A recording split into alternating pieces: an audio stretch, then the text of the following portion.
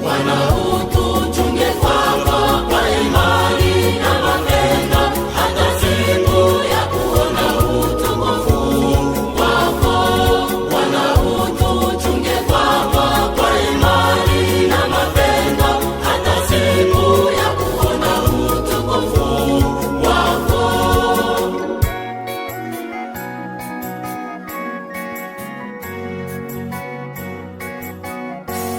Tutakuwa pale kwako, tutapanda sura yako, vitu tusiona bado tutavipokea.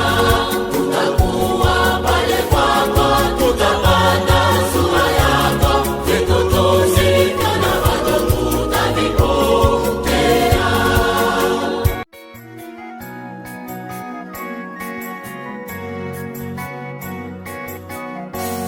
Tunasifu